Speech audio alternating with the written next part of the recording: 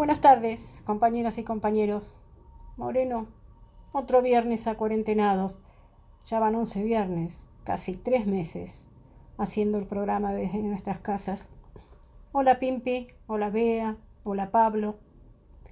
Hoy es 5 de junio y en la hora de Moreno tenemos un programa con una impronta histórica, reflexivo y propositivo. Guillermo Moreno va a comentar sobre la propuesta económica desde una visión justicialista que presentaron junto a Pablo Chalió el lunes pasado, el 1 de junio, una propuesta elaborada colectivamente desde los elementos ordenadores del peronismo. Una propuesta que hicieron llegar al presidente de la Nación, Alberto Fernández, quien, dice Guillermo, últimamente se viene reconociendo como peronista. ¿Qué mejor entonces? La propuesta cita al plan trienal y a la planificación de la economía desde la oferta, si bien, dice Moreno, la causalidad va desde la demanda a la oferta. La propuesta se enmarca en el contexto internacional y se alinea en cuerpo y alma con el Papa Francisco, quien plantea, entre otras cuestiones, construir puentes, como también lo sostiene el nacionalismo de inclusión. Infaltable en la propuesta la Administración del Comercio Interior. Pimpi y Pablo Cerioli son especialistas en este tema. También resulta infaltable la Administración del Comercio Exterior. Justamente hoy, dice Guillermo, por no planificar la economía y el comercio exterior, el Banco Central está haciendo desastres porque se quedó sin dólares. Hay que pagar la mercadería que entró al país antes de que lo haga y no ahora que estamos en un problema. Aquí Guillermo incursiona en la coyuntura. Pablo Chalió en este programa retoma la cuarentena, rescatando algunas flexibilizaciones. Sin embargo, Pablo considera que el debate sigue obturado, producto de la politización del tema, que tiene costos sociales, políticos y económicos. Chaliú observa que la cuarentena se está resquebrajando. Por eso, reitera la necesidad de contar con un plan económico que, entre otras cuestiones, atienda la problemática del dólar. Alerta Pablo también sobre una posible salida con eje en las inversiones públicas y no en la reactivación del sector privado, salida que anda circulando. Finalmente, Pablo transita en su análisis por la reforma impositiva, la deuda externa, la inflación y las tasas de interés. Beatriz Paglieri, retoma el recorrido histórico en el terreno de la economía que comenzara en el programa anterior, para tener memoria sobre los procesos y los protagonistas de las decisiones. Bea mecha el recorrido histórico con anécdotas y la impronta de cada personaje. Para hacerlo retoma Guillermo cuando dice que no necesariamente los ciclos económicos y políticos coinciden. Paglieri recordará a José Luis Machinea, Roberto Labaña, Domingo Cavallo, Martín Redrado, Hernán Lacunza, Federico Stugenegger y Daniel Marx. Nuestra querida Pimpi Colombo, desde la vida cotidiana, va a incursionar en las políticas de Estado. Pimpi manifiesta su preocupación por el aumento de los precios de los alimentos y remite a los costos de los productos, y de allí analiza por qué el programa de precios cuidados, que incluye 500 productos, no da cuenta de la problemática integral de los costos y de los precios. Que la responsabilidad de ordenar los precios, dice Pimpi, no puede recaer sobre el consumidor. Mirada liberal, por cierto, esta. Los precios no se ordenan en un eslabón, sino contemplando toda la cadena, contemplando el proceso de producir, transportar, distribuir y vender. Esta mirada integral debe incluir a los actores que conocen los temas y forman parte del entramado productivo. Es una conversación colectiva, dice Pimpi. Finalmente retoma la experiencia de la Secretaría de Comercio durante la gestión de Guillermo y la suya propia. Escuchemos a los y las protagonistas del programa de hoy. Cristian, otro viernes más. Y por lo que dijo ayer el presidente, por lo menos nos quedan 2 semanas, siendo optimista. Pero bueno, veremos qué dice el 28, 2 semanas más. Pero bueno, mire si le termina gustando esto, Cristian. No me diga eso, que nosotros los peronistas somos del contacto cuerpo a cuerpo. Y hablando del contacto cuerpo a cuerpo, el lunes, con un grupo de economistas, le presentamos al pueblo de la patria y naturalmente al presidente, al ministro de Economía, presidente del Banco Central, el plan económico desde una concepción del movimiento nacional justicialista basada en nuestra doctrina. Y lo hicimos tal cual lo habíamos dicho, porque esas declaraciones que oportunamente hizo Alfonsín diciendo que esto era una economía radical, calaron muy profundo. Fueron un antes y un después. Por más que algún integrante del gobierno, legislador de la ciudad, haya dicho que no, casualmente ya habíamos dicho hace muchos meses atrás que iba a pasar eso, que algunos de los que no son peronistas iban a empezar a explicar que esto en realidad es un programa económico peronista y no es radical, pero casualmente lo dice un radical, que es lo que habíamos dicho que iba a pasar. Lamentablemente pasó. Entonces era una obligación determinar desde nuestra doctrina cuáles son los elementos ordenadores de un plan económico. Comenzamos con una cita del plan trienal, de aquel del 74, donde explicaba con precisión que la economía se planifica desde la oferta, para terminar con este debate sobre de dónde mira la economía el peronismo. Terminar con ese debate. Hay que ir a las fuentes y ahí las cosas están más que claras.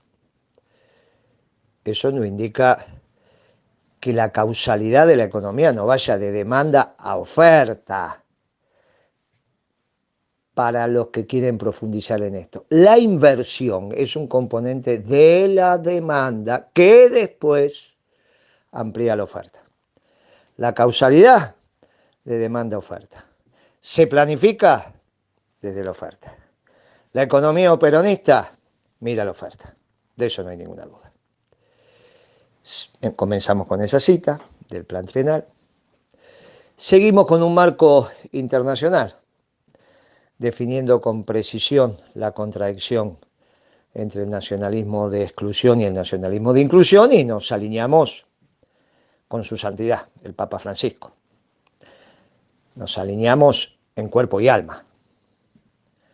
Nos alineamos en cuerpo y alma a lo que él está diciendo.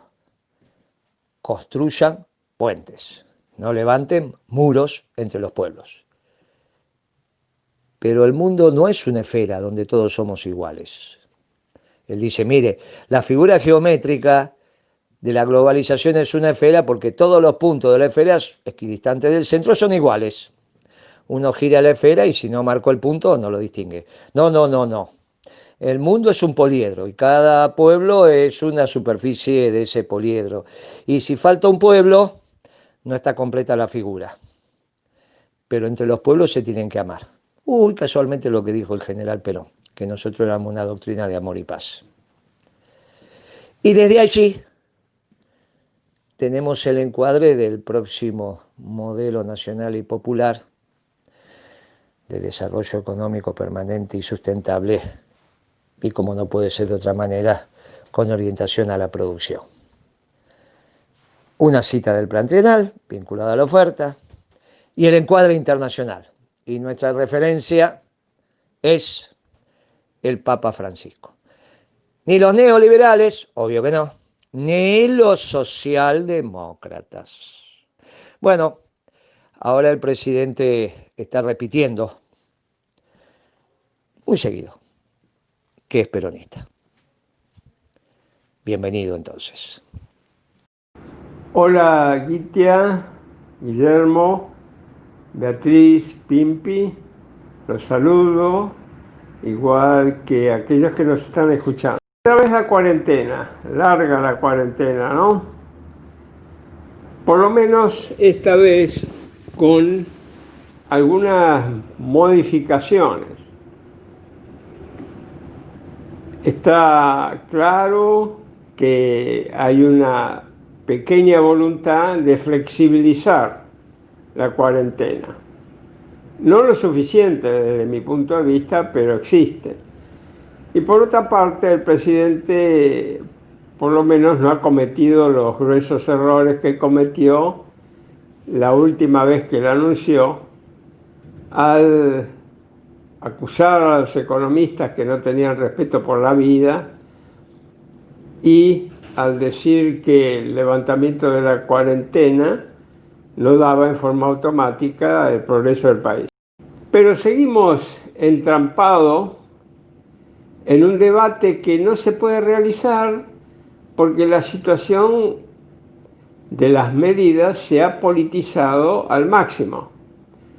Entonces, cualquier comentario sobre la necesidad de flexibilizar, establecer mejores protocolos, dar más actividad o dar más dinamismo al despeje de las actividades para que la economía pueda verdaderamente normalizarse lo más rápido posible, es interpretada como una posición de disputa con el gobierno, como una posición de especulación política.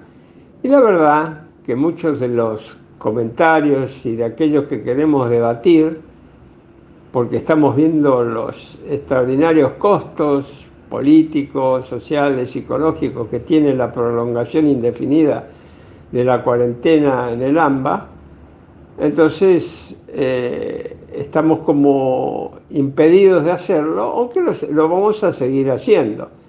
No hay acá ningún motivo político subalterno, simplemente la necesidad de clarificar para que podamos estar todos mejor y salgamos cuanto antes de la extraordinaria crisis económica y social en la que nos vemos envueltos.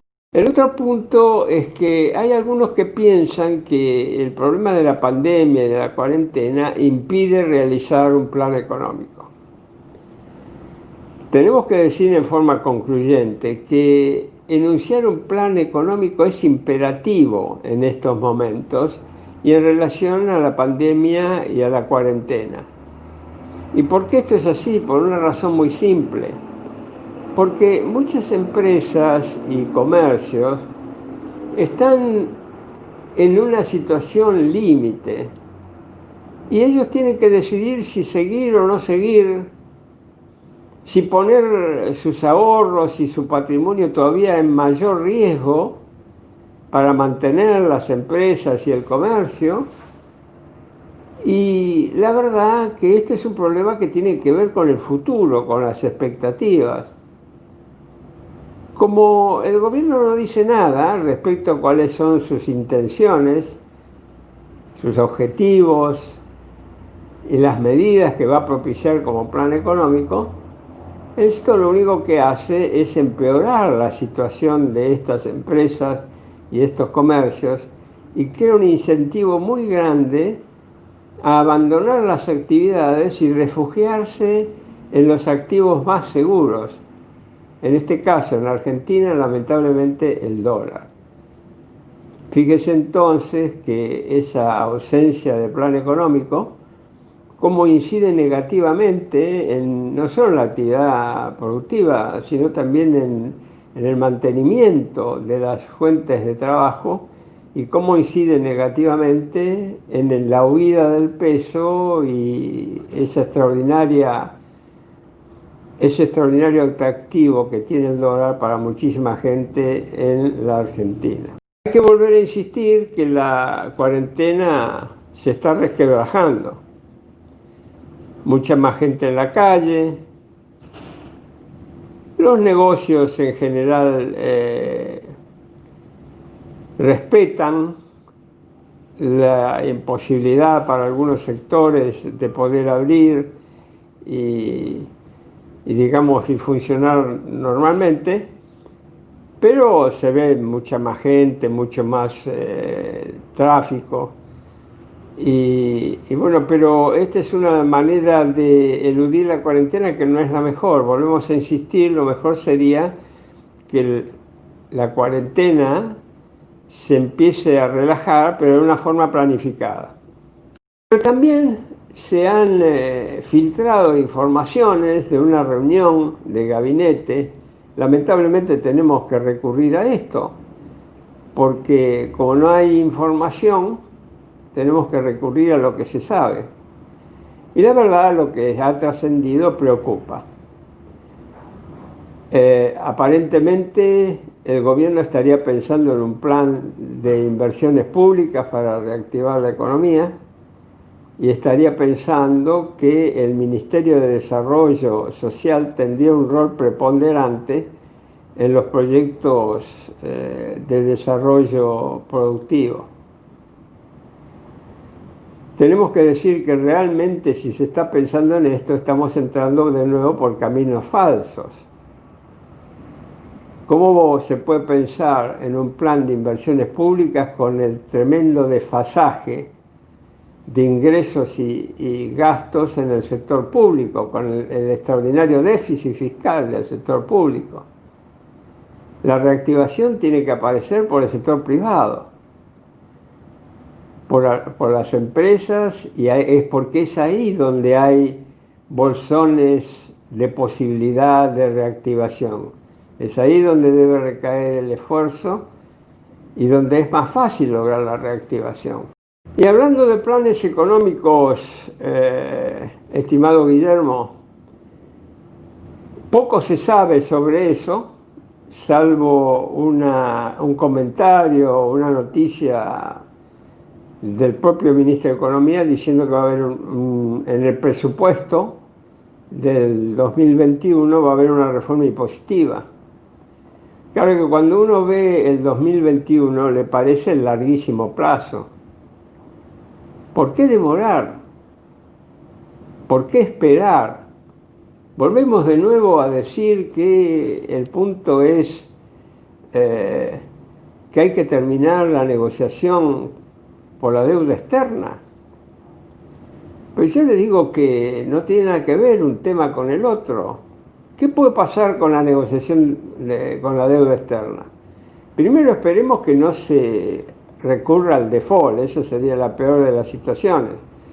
Volvemos a insistir, el default no es solo un problema que ataque al sector público, afecta al sector privado y va a agravar de esa manera la crisis de una manera terminante. Pero veamos cómo se cierra la negociación con la deuda externa.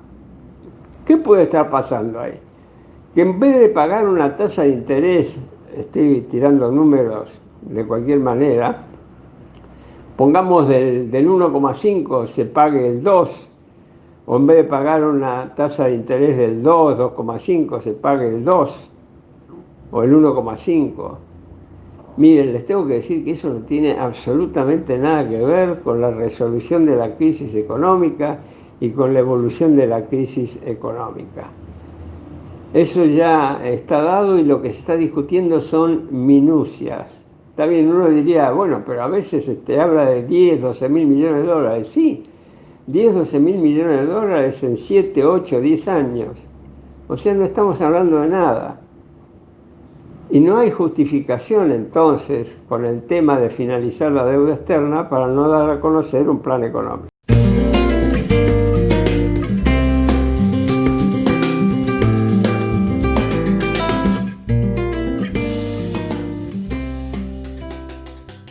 Hola, ¿cómo está Guillermo? ¿Cómo estás Adriana? Y los otros columnistas, no sé si Pablo, la Bea están hoy en el programa.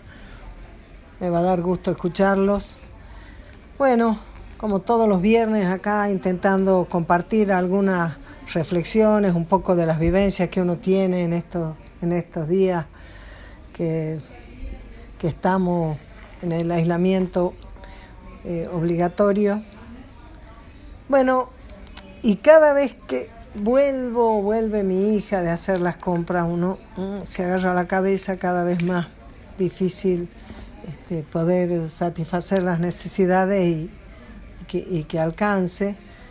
Y pensaba en todas las veces que hemos escuchado a Guillermo explicando todo el tema de la conformación de los precios y cómo es indispensable tener una mirada integral para poder comprender lo que pasa, ¿no? El mes pasado, la semana pasada creo que fue, que Guillermo explicó de una manera muy, muy clara por qué el índice de precio al consumidor que publica el INDEC parecía bajo respecto de absolutamente la sensación térmica que uno tiene cuando va a hacer las compras, y cada cosa, las idas a la verdulería te parecen increíbles, por no hablar de comprar queso o del precio que tiene hoy el pan, en fin, la carne, todo, las cosas de limpieza, todas las cosas que necesitas, que además necesitas más porque estás encerrado todo el día en la casa, porque estamos todos en la casa, se ensucia más, se come más, en la medida que se puede. Estoy hablando, por supuesto, de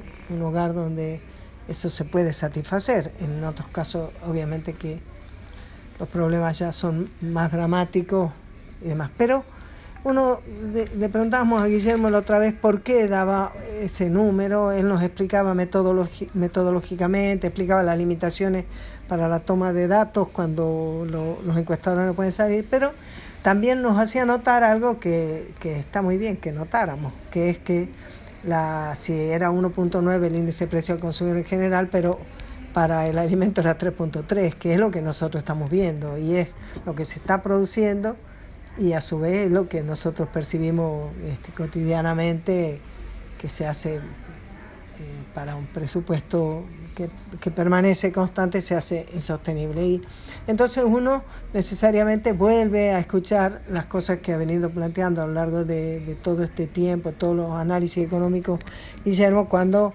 nos explica, se desarrolla el tema de que vos, para que las cosas funcionen, necesitas dos pilares simultáneamente. Uno, el tema de que los alimentos estén al alcance de los salarios, digamos, de los trabajadores, además de que haya empleo suficiente y eso.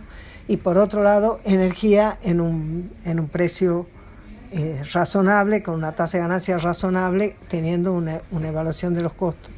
Y con esos dos pilares vos podés tener un modelo de desarrollo más un conjunto de políticas que Guillermo y Pablo Chaliú han explicado de una manera espectacular el lunes en esa conferencia de prensa, y que ha circulado por las redes de una manera, ha circulado mucho en las redes, porque es muy esperanzadora, que hay compañeros que están pensando y están encontrándole la vuelta a cómo enfrentar esta más que supercrisis que está viviendo hoy la Argentina. Y no deja uno de pensar o de comparar qué pasó cuando se instaló con tanta fuerza en la opinión pública y demás el tema de los precios cuidados, y hacer una lista de 500 productos y poner un precio de referencia y mandar a todo el mundo a que vaya y controle que los super, que si los tiene, que si está el cartelito, que si ponen y demás.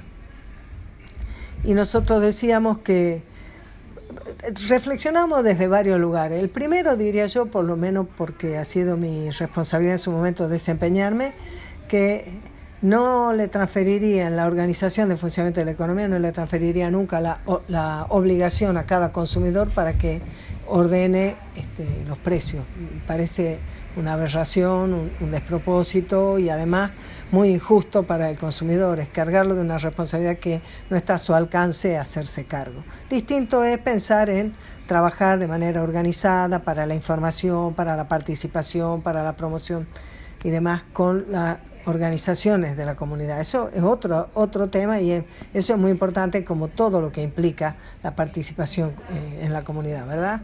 La participación solidaria y demás. Pero desde el punto de vista de pensar cómo se ordena, es bastante perverso toda la mirada liberal que incluso se instaló en cierto sentido en nuestra Constitución del año 94 y desde ya en la Ley de Defensa del Consumidor, de Defensa de la Competencia, que son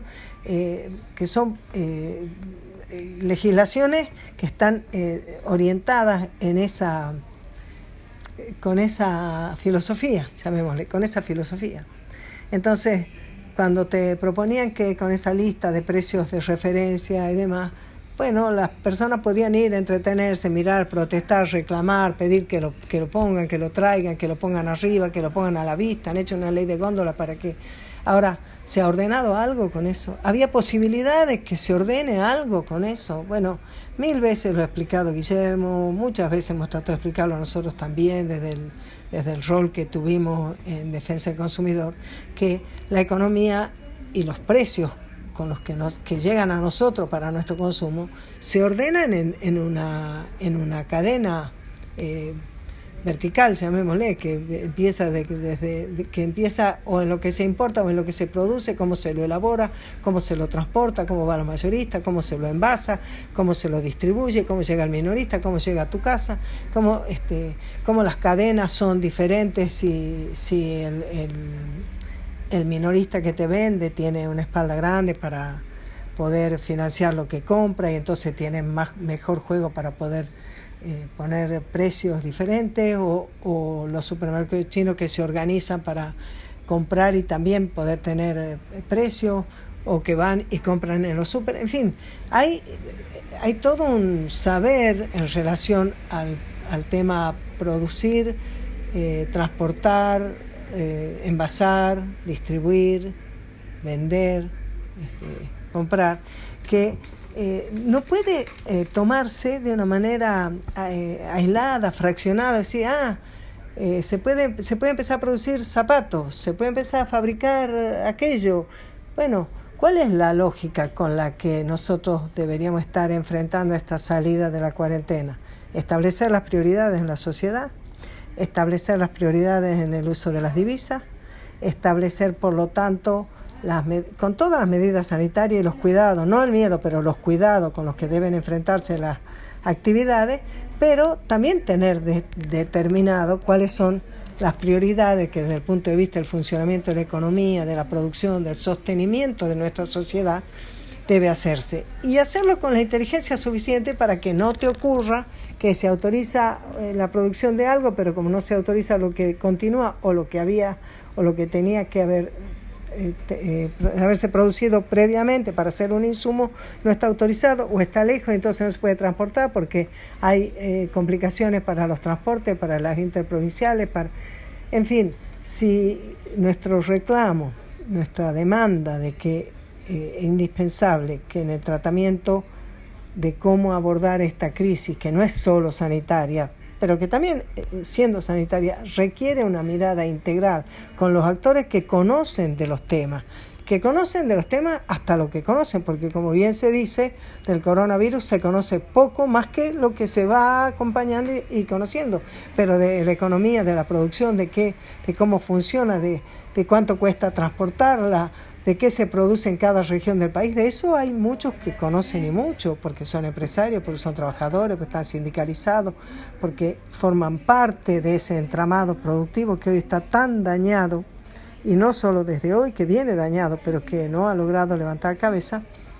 Entonces, te hace comprender que la única manera en que vos pudieras tener ordenados los precios de la economía es que puedas mirar esa integralidad, que puedas mirar tanto en toda la cadena para llegar a un producto final, como mirar el conjunto de los productos de la producción que vos, el Estado, el país, la sociedad nuestra considera necesita para su desarrollo cotidiano. Está muy bien que muchos se hayan reorientado a producir lo que sirve para la emergencia sanitaria, que barbijo, que camisolines, que trajes así, que, en fin, todas las cosas que se han hecho más, todos los productos de higiene, de desinfección y demás. Pero si no se da una mirada que sea integral, si no se conoce cómo es todo el proceso y por lo tanto no se enfoca en garantizarlo, es muy difícil, no hay precios cuidados que puedan valer. Yo me acuerdo que cuando se discutía en la época de nuestro gobierno, en la década ganada, cuando Guillermo era secretario de Comercio Interior, había un ordenamiento de las cosas, un ordenamiento de la macroeconomía y un ordenamiento de los precios, según que estuviéramos hablando de que íbamos a llegar a la producción de productos, valga la redundancia, de consumo masivo o lo que llamaba de consumo selectivo, de consumo premium.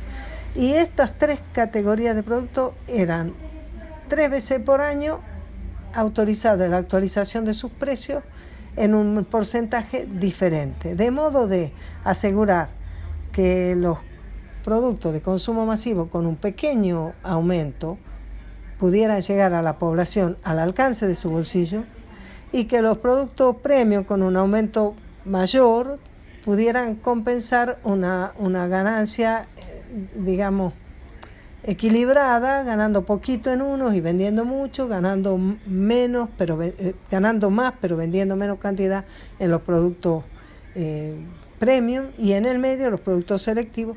Y con esa mirada, que eso fue una creación impresionante de Guillermo, que uno la escucha y parece tan sencilla y tan comprensible, pero también requirió analizar, ver determinar cuáles eran los productos que se ponían en tal o cual categoría, y a su vez, por supuesto, como siempre, acompañar esas medidas de fondo permanentes que ordenan el mercado que nos interesa, el mercado de los productos que consumimos, acompañarlo de todas las otras medidas adicionales. Como siempre dice Guillermo, que nosotros los tucumanos no hubiéramos aprendido a comer pescado si no fuera por el camión de pescado para todos que iba para allá. Y es cierto que nosotros con el río Salí y Seco, ¿qué podés aprender a comer pescado en Tucumán? ¿Qué vas a ir a comprar pescado en el mercado del norte si vos sabés quién sabe cuánto hace que ese pobre animal ha salido del agua? Así que estuvo muy bien cuando fue una política que permitió que nosotros, aún aquellos sectores como en el borde de estas políticas macro, asegurar también que hubiera lácteos para todos, que hubiera carne para todo, pollo para todo y aún pescados para todos. Hoy vos te agarrás la cabeza que vas a comprar un paquete de pan envasado que por ahí preferís comprar porque no tenés que salir tanto de la casa y demás, y te cuesta 140 pesos, o cada una de las cosas. Y la verdad verdadera es que difícilmente eso podría resolverse o ordenarse con ninguna política que se llame precios cuidado, un cartelito que se ponga o la ubicación que se haga en la góndola, si no se ordena la economía, si no se ordena el proceso productivo, si no se establecen las prioridades. Y esas prioridades obviamente no se establecen en la soledad de un escritorio, sino en la conversación más colectiva con todos los sectores y factores que intervienen en ese proceso productivo, que tienen la experiencia. Y como siempre nos hace notar Guillermo, me parece muy importante, el sector privado no son solamente los empresarios, el sector privado son los empresarios y son los trabajadores.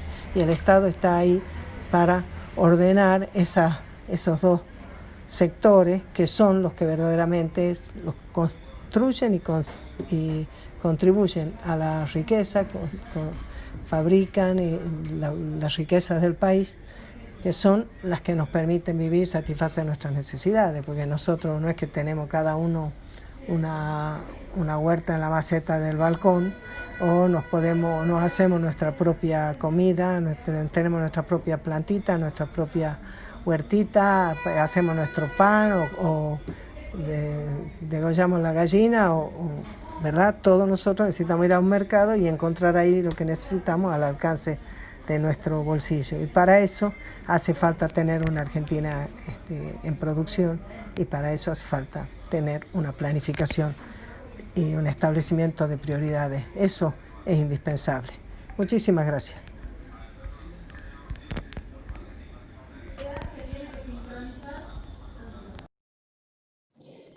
Hoy otra vez viernes, otra vez la hora de Moreno, y como anunció el viernes pasado la conductora Adriana Guitia, nuestra conductora Adriana Guitia, estamos haciendo un análisis que hoy vamos a continuar, que nos permita tener una mirada a través de la historia y un poco semblantear, analizar, memorizar. Siempre la construcción de memoria es buena.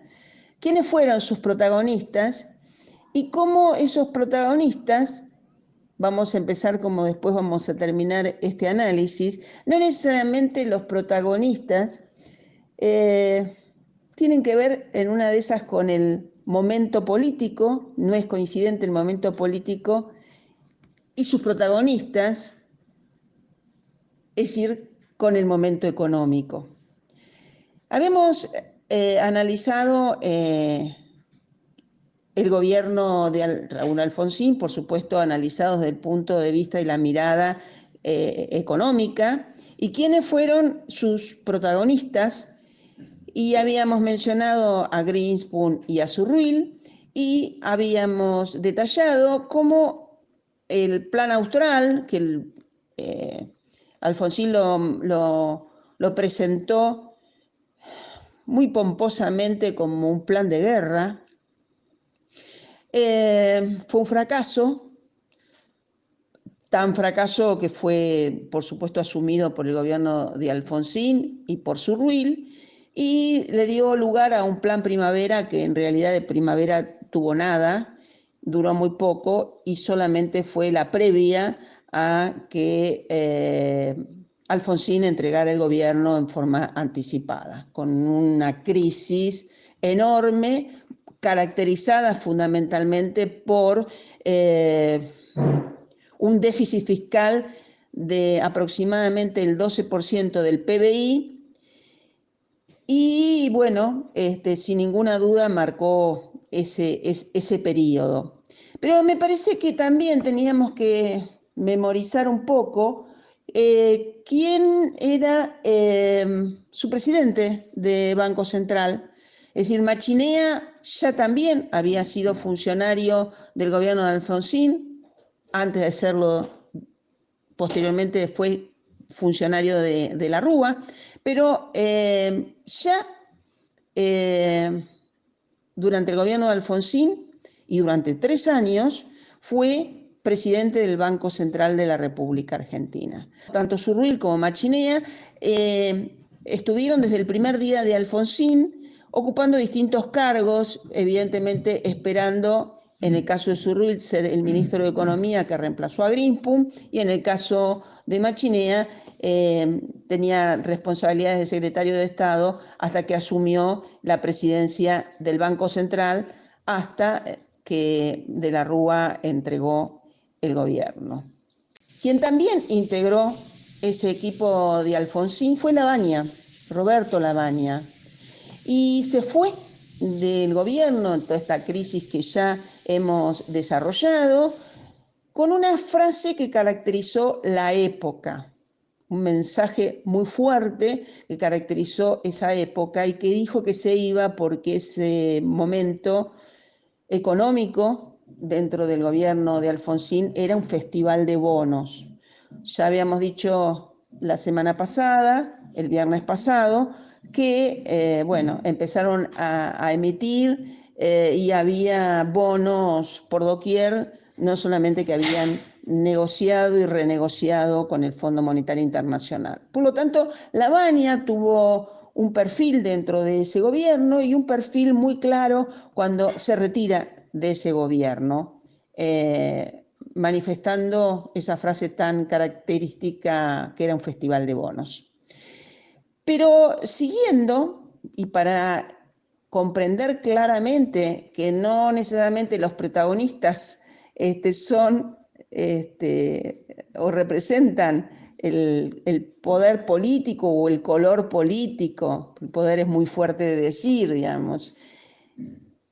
Vamos a analizar a Cavallo, a Domingo Felipe Cavallo, quien fue funcionario de la dictadura cívico-militar. En 1982 también fue presidente del Banco Central de la República Argentina, y yo que tengo tantos años en el ejercicio de la profesión, estaba por los pasillos del Ministerio de Economía cuando además, en pleno gobierno militar, llegó como asesor con una serie de, esto ya es como chimento parece, asesor con unas demandas de los requerimientos que tenía, que necesitaba para ejercer ese asesoramiento, que la cantidad de autos que necesitaba para su uso familiar eran como la comidilla del Ministerio de Economía en ese tiempo.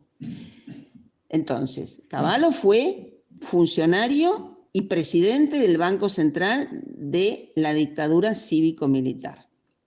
Asume como canciller en cuanto asume el gobierno Menem.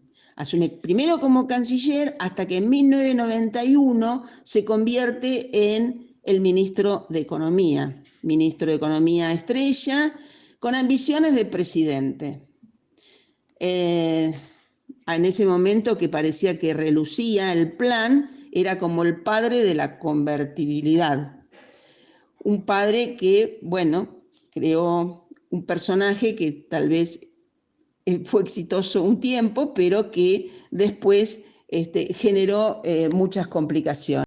Deja de ser ministro del gobierno de Menem, es decir, empieza con la dictadura, tiene responsabilidades relevantes tanto en la Cancillería como en el Ministerio de Economía, durante todo durante la primera presidencia, el primer mandato de Menem, y entre otras de las cuestiones, porque así vamos uniendo acontecimientos con protagonistas, también yo estaba porque todos fuimos convocados al salón de actos del Ministerio de Economía del 5º piso, porque el ministro Cavallo creó la Comisión Nacional de Valores en 1992 y presentó como primer presidente de esa Comisión Nacional de Valores al que ya en ese momento aparecía en los medios como el Golden Boy, es decir, un niño muy rubio y parecía que era, el que iba también a caracterizar algunas otras funciones a partir de ese momento en que Cavallo lo pone en evidencia, lo pone como personaje estrella de ese momento. Recuerdo cuando, Redrado, por supuesto, ya empezó a tener funciones otra vez en el año 2002 como secretario también, continuaba como secretario de Comercio de la Cancillería, pero en el 2004 Néstor Kirchner lo nombra presidente del Banco Central de la República Argentina.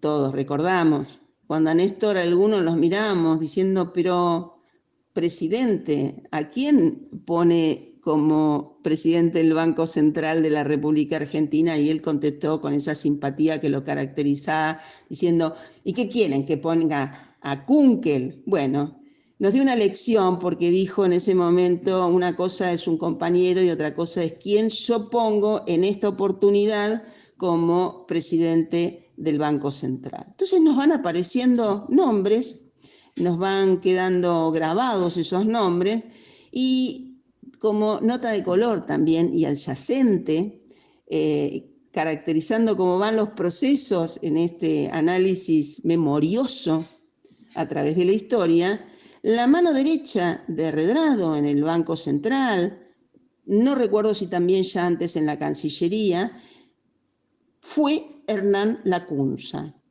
Hernán Lacunza, con lo cual acompañó a Redrado en esa función, después se convirtió en el ministro estrella de María Eugenia Vidal, en la provincia de Buenos Aires, y después, en el último periodo de Macri, Hernán Lacunza se convirtió en el ministro de Economía de Macri en el último semestre del gobierno nefasto que caracterizó a Macri y su coalición. Creo que es importante para poder redondear esta idea de cómo los personajes aparecen al margen de cuál es el momento político. Me parecía también importante no dejar de analizar o también insertar en este proceso de nombres y procesos a Federico Sturzenegger. Federico Sturzenegger era el hijo de un economista radical de nombre Adolfo Sturzenegger.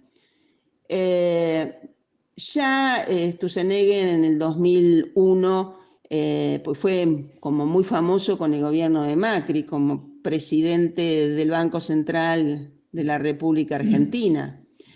Pero ya en el 2001 estaba con Cavallo en el gobierno de la Rúa como secretario de Política Económica. Ya había empezado con López Murphy, continuó todo el año 2001 con Cavallo. Y otra persona que me parece que es muy interesante que también seamos memoriosos es Daniel Mars. Es poco conocido Daniel Mars. Era el viceministro de Cavallo justamente en el 2001, cuando se produce ese famoso, y son todos responsables en ese equipo económico, del mega canje, es decir, de la extensión de los plazos de la deuda externa. Pero ya Mars, Daniel Mars, desde el Alfonsín hasta diciembre del 2001, hasta de la Rúa, es decir, empezó con Alfonsín y terminó siguió con todos los gobiernos, ocupó cargos públicos, siempre en el manejo de la deuda externa. Fue también director, mientras Machinea era presidente del Banco Central con Alfonsín, fue director, Daniel Mars, del Banco Central durante los años 1987 y 1988. Pero ¿por qué Daniel Mars entra en este análisis? Porque lo muy sorprendente, es cuando se inicia el gobierno de Alberto Fernández, se lo mencionó como asesor de presidencia. Las noticias de diciembre del 2019, cuando asume Alberto Fernández, ya las noticias decían que el Consejo Asesor de la Deuda, que anunció ayer el ministro de Economía, Martín Guzmán, tiene su primer y más rutilante integrante confirmado, Daniel Mars. Esta convocatoria, dice la nota, fue confirmada tanto en el gobierno como en las oficinas del exsecretario de Finanzas, es decir, uno de los hombres más consultados y con más llegada en el mercado internacional. Dice la nota, el equipo económico suma así una mirada experta a la negociación que encarará con los acreedores, pero sobre todo les envía una señal contundente. La propuesta de reestructuración incluirá una quita. Bueno, Daniel Mars duró poco, en febrero de ahora, del 2020, los acontecimientos a veces se precipitan tanto que, bueno, la Oficina Anticorrupción dijo que Daniel Mars no podía integrar ese equipo ni ese consejo asesor, porque en realidad estaba relacionado precisamente con los bonistas. Me parece que hasta acá puede llegar el análisis en el día de hoy, tal vez podamos retomarlo, pero lo que sí podemos volver a afirmar, como al inicio de este pequeño relato, que no necesariamente los protagonistas, los supuestos modelos económicos, están relacionados exactamente con el momento económico. Una cosa es el momento político, otra cosa es el momento económico, y entonces, bueno, podemos seguir haciendo este análisis para tener memoria, que tengamos todos la visión de qué es lo que está pasando cuando se toman decisiones y quiénes son los protagonistas de estas decisiones. Y dijimos que bienvenido al presidente, que se empieza a definir como peronista. Porque esto es el peronismo. Ahora, no se puede ser peronista asintomático, porque sos el presidente. Y por lo tanto, tiene que transpirar peronismo. Por eso le presentamos el documento que contiene el programa económico, los lineamientos de un plan económico de raigambre peronista. Y naturalmente, en un plan de esas características no puede faltar la administración del comercio interior, que para abundar en esto lo hace Pimpi. Ella, junto con Serioli, Pablo Serioli, un rosarino, tienen conocimiento pleno de todo lo que pasó en la Secretaría de Comercio. Los que quieran profundizar, ahí está Pimpi. Y le preguntan cómo era administrar el comercio interior. Todos los precios, no, algunos precios. ¿Cómo vas a administrar 500 precios? La economía tiene cientos de miles de precios. ¿Cómo vas a administrar 500? ¿En qué cabeza cabe? Bien, hay que administrar todos los precios. La administración del comercio exterior, lógico. Por no coordinar a los gerentes de compras de las empresas en los productos importados, esto se compra, esto no se compra, ahora dejaron de pagar. ¿Quién deja de pagar? El Banco Central. Por no planificar la economía a tiempo, ahora el Banco Central está haciendo un desastre, porque se quedó sin dólares. Y entonces sale en el diario que el trabajo que hacíamos la Secretaría de Comercio, administrando el comercio exterior con Beatriz Paglieri, ahora lo va a hacer el directorio del Banco Central. Ridículo. Eso es lo que va a decidir si se paga o no se paga, no si entra o no se entra. O sea, que si no se paga queda la deuda.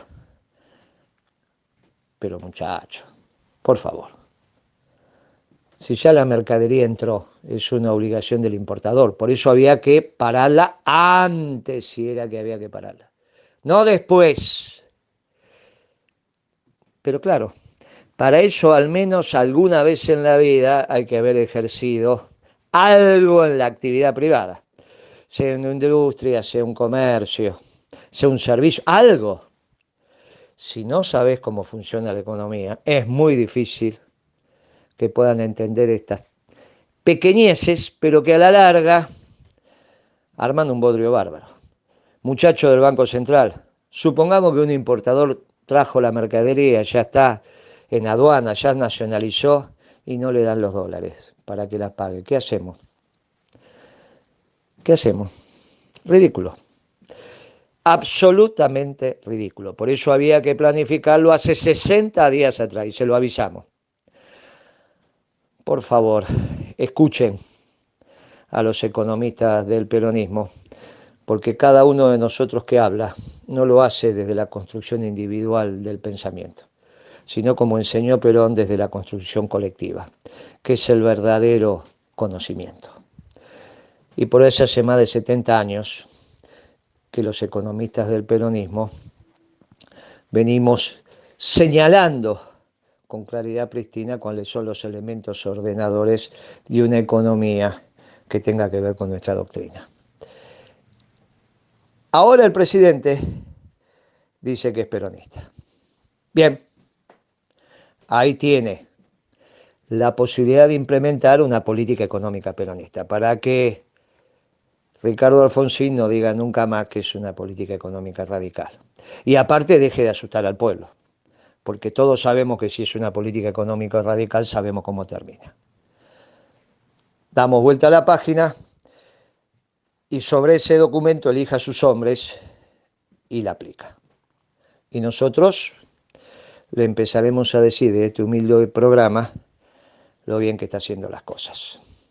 Y si no, la suerte está echada. El próximo viernes seguimos desarrollando el plan económico. Ahora ya nos quedamos sin tiempo, Guitia. Le mando un fuerte abrazo peronista a usted y a través suyo a todos nuestros oyentes y los integrantes de la radio. Hasta luego. Bueno, finalmente estamos llegando al fin del programa y le digo a Moreno que no me va a terminar gustando la cuarentena. Me interesa en este último tramo ampliar algunas de las propuestas del documento de la propuesta de economía que presentaron Guillermo Moreno y Pablo Chaliú, en el cual se realizan estas propuestas en dos instancias. Las primeras son para hacer frente a la crisis y las segundas refieren a transformaciones de fondo.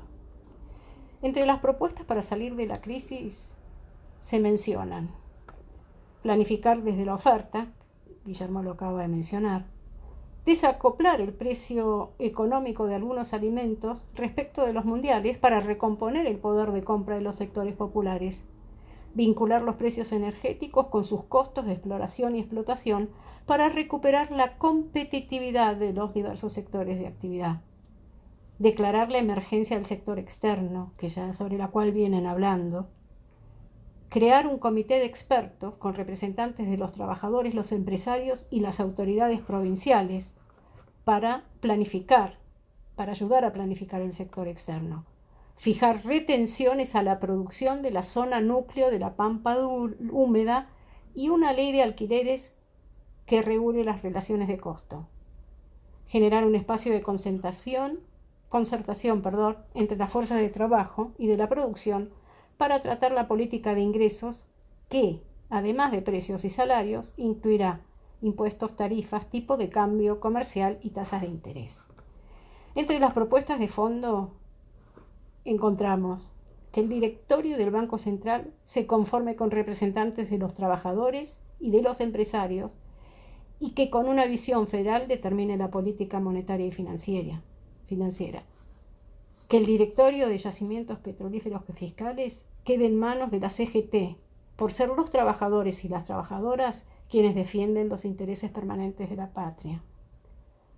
Conformar comisiones tripartitas por sector económico para proponer políticas sectoriales para el aumento de la productividad, de la competitividad y para lograr un mejor balance de divisas.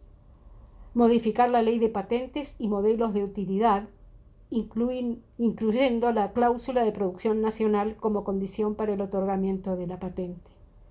Modificar la ley de inversiones extranjeras, que solo protegerá las inversiones directas en condiciones de reciprocidad, incluyendo en estas cuestiones las relativas al comercio internacional.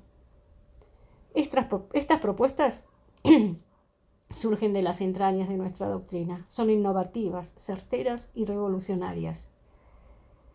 Que las empresas estratégicas estén en manos de los trabajadores y trabajadoras. Que el directorio del Banco Central se conforme con representantes de los trabajadores, de los empresarios y de las provincias. Esto es peronismo, compañeras y compañeros. Si quieren ver y bajar la propuesta, la van a encontrar en la página www.usinadepropuestas.com.ar. Hoy, en nuestro homenaje a quienes le ponen el cuerpo a las situaciones de emergencia, va nuestro sentido reconocimiento a los bomberos que perdieron su vida en el incendio en Villa Crespo, Ariel Vázquez y Maximiliano Firmapaz, y a los referentes y las referentes barriales y militantes sociales que murieron por coronavirus atendiendo en los comedores y atendiendo también las reivindicaciones en sus barrios hasta el último momento. Ellos son Ramona Medina, Víctor Giracoy y Agustín Navarro Condori. Y como siempre, un saludo especial a los operadores y operadoras de Radio Caput y a nuestro productor en cuarentena, Fernando Molgaray. Hasta el próximo viernes.